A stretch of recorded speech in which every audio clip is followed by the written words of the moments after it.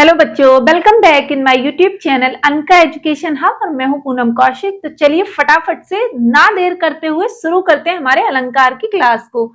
पिछली वीडियो में हमने अलंकार क्या होता है यानी कि जो हमारे काव्य की या गद्य की शोभा बढ़ाते हैं वो अलंकार कहलाते हैं। अलंकार का मतलब है एक प्रकार का गहना जो हम अपनी भाषा को पहनाते हैं। ठीक है, दूसरी चीज हमने उसकी परिभाषा पढ़ी थी और तीसरी चीज हमने उसमें पढ़ा कि अलंकार के कितने भेद होते हैं।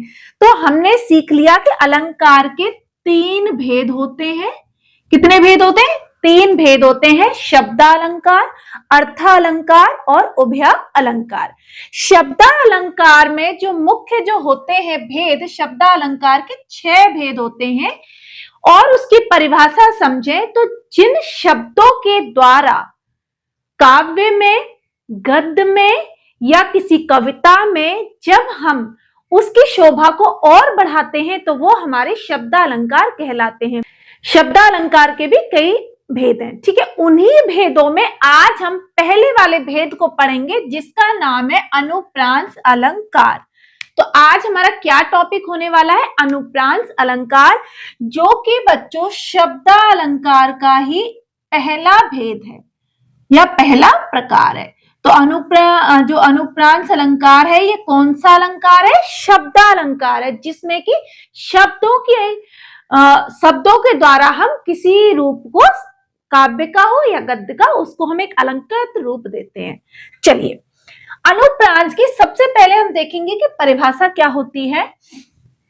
तो परिभाषा देख लेते हैं। जब काव्य में किसी वर्ण की आवृत्ति 2 या 2 से अधिक बार हो तो वहां पर अनुप्रांस अलंकार होता है। कैसे?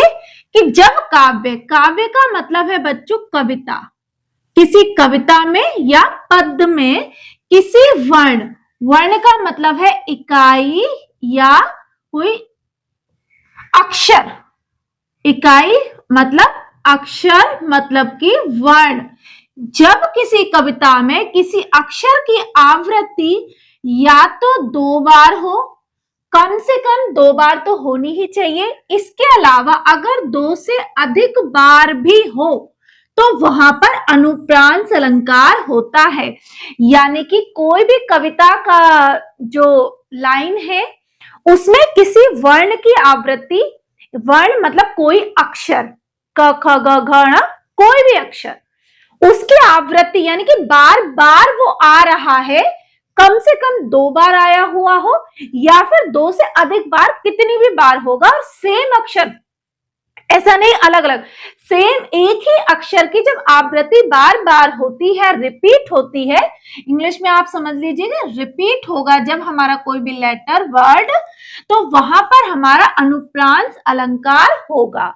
उदाहरण देख के समझेंगे तो आप अच्छे से समझ पाएंगे और हम ये भी जानेंगे कि किस प्रकार से एग्जाम में प्रश्न बनते हैं। ठीक है, अब इसके हम उदाहरण को देखते हैं। डेफिनेशन हमने देख ली कि जब काव्य में किसी वर्ण अक्षर की आवृत्ति बार बार हो या 2 से 2 अधिक बार होती है तो वहां पर अनुप्रांस अलंकार होता है। ठीक है, परिभाषा जरूर याद होनी चाहिए क्योंकि परिभाषा पूछी जाती है। चलिए, उदाहरण पहला है, तरनी तनुजा तट तमाल तरुवर बहु छाए। समझ में आ गया? क्योंकि जब हमारे किसी वर्ण की, किसी अक्षर की आवृत्ति बार बार हो रही है तो किसकी आवृत्ति हो रही है इसमें? तरनी तनुजा। अब इन्होंने बोला कि कम से कम 2 बार तो होनी ही चाहिए, लेकिन हमारे इस उदाहरण में 3, 4, 5 बार है।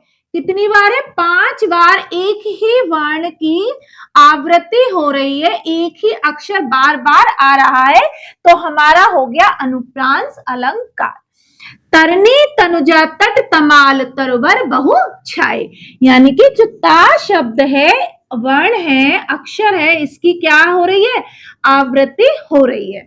ठीक है, तो इसी प्रकार से आपसे क्वेश्चन भी पूछा जाएगा एग्जाम में कि आपको उदाहरण दिया जाएगा, एक जैसे ये पद दे दिया, पूछा जाएगा इसमें कौन सा अलंकार है, तो आप फटाफट से समझ जाओगे कि एक ही शब्द की आवृत्ति 2 से अधिक बार भी हो रही है तो हमारा अनुप्रांस अलंकार है। दूसरा है, चारों चंद्र की चंचल किरणें खेल रही थी जल थल में। चार रिपीट हो रहा है, च। अब इन्होंने परिभाषा में बोला कि कम से कम 2 बार और 2 से अधिक बार, तो यहां पर कितनी बार है, 3 बार हमारा रिपीट हो रहा है। तो कौन सा अलंकार बना, हमारा अनुप्रांत अलंकार बन गया कि चारों चंद्र की चंचल किरणें खेल रही थी जल और थल में, पानी में और जमीन पर। तीसरा है बच्चों रघुपति राघव राजा राम, तो इसमें किस वर्ण की आवृत्ति हो रही है, रा की हो रही है, और कितनी बार है, 1 2 3 4, कितनी बार हो गई, 4 बार हो गई। तो रघुपति राघव राजा राम, ठीक है। और एक चीज बच्चों, मैंने यहाँ पर 7 लिख दिए, एक और बताऊंगी 8। ये उदाहरण भी है अनुप्रांत अलंकार के, आप चाहो तो स्क्रीनशॉट ले सकते हो, लिख भी सकते हो अपनी नोटबुक में, क्योंकि रिपीट ये बहुत ही मोस्ट इंपोर्टेंट एग्जाम्पल है जो कि पूछे जाते हैं एग्जाम में, ठीक है। रघुपति राघव राजा राम, ठीक है। चौथा है चमक गई चपला चमचम, तो देखो चमक गई चपला चमचम, तो कौन सा वर्ण रिपीट हो रहा है, चा हो रहा है और 4 बार ही हो रहा है, ठीक है। पांचवा है मुदित महीपति मंदिर आए सेवक सचिव सुमंत बुलाए, इस वाले उदाहरण में 2 वर्णों की आवृत्ति है बार बार, कौन कौन सा, मा सा, यानी कि माँ और सा अक्षर की क्या हो रही है, आवृत्ति हो रही है। तो यहाँ पर भी ये अनुप्रांत अलंकार होगा, ऐसा नहीं है कि इसमें 2 हो गए थे कोई दूसरा उदाहरण हो गया, नहीं, भले ही कितने भी अलग अलग वर्ण हो लेकिन बार बार वो रिपीट हो रहे हैं, 2 से अधिक बार हो रहे हैं या कम से कम 2 बार है, तो वहां पर भी हमारा अनुप्रांत अलंकार ही माना जाएगा, ठीक है। नेक्स्ट है 6वें नंबर पर, मधुर मधुर मुस्कान मनोहर मनुज वेश का उजियाला, तो इसमें कौन सा वर्ण रिपीट हो रहा है बच्चों, मा, देखो मधुर मधुर मुस्कान मनोहर मनुज, ठीक है। 7वां है चांदनी रात में चांद के चमकते चांदनी का चांद, तो 4 रिपीट हो रहा है, 1 2 3 4 5 बार 4 वर्ण की आवृत्ति है, ठीक है। चांदनी रात में चांद के चमकती चांदनी का चांद। और एक और लिख लेते हैं, बड़ा है मैं बोल देती हूं, चांदी की चम्मच से चंदू की चाची ने चांदी की चम्मच से चांदनी रात में चटनी चटाई, यही है शायद, ठीक है। चांदनी रात में चांदी की चम्मच से चटनी चटाई, आप समझ जाना इसमें भी चा की आवृत्ति है, और कई बार 2 से 2 कम से कम और 2 से जितनी बार आ जाए वहां पर हमारा क्या हो गया, अनुप्रांत अलंकार हो गया। अब हम बात करने वाले हैं कि किस प्रकार से एग्जाम में प्रश्न बनते हैं। तो एक तो मैंने बता दिया कि इस प्रकार से ये उदाहरण पूछे जाएंगे और आपको वर्णों की आवृत्ति समझनी है। दूसरा एक क्वेश्चन इसकी परिभाषा भी बनता है परिभाषा से कि ऐसा कौन सा अलंकार है जो कि शब्दों की वर्णों की आवृत्ति पर निर्धारित होता है, तो वहां पर हमारा क्या होगा, अनुप्रांत अलंकार। एक क्वेश्चन इस प्रकार से बनता है, अलंकार के कौन से भेद में किस भेद के अंतर्गत वर्णों की आवृत्ति होती है, तो वहां पर 3 ऑप्शन होंगे, शब्दालंकार, अर्थालंकार, उभयालंकार, और एक और वो कुछ भी दे देंगे, मान लो उन्होंने दे दिया मिमिक्ति दे दिया, विभक्ति दे दिया, ठीक है।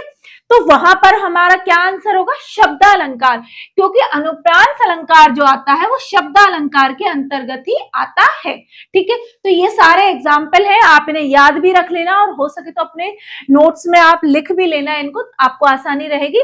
तो आज हमने क्या खत्म किया, अनुप्रांत अलंकार को खत्म किया, इसके बाद हम नेक्स्ट अलंकार को पढ़ेंगे।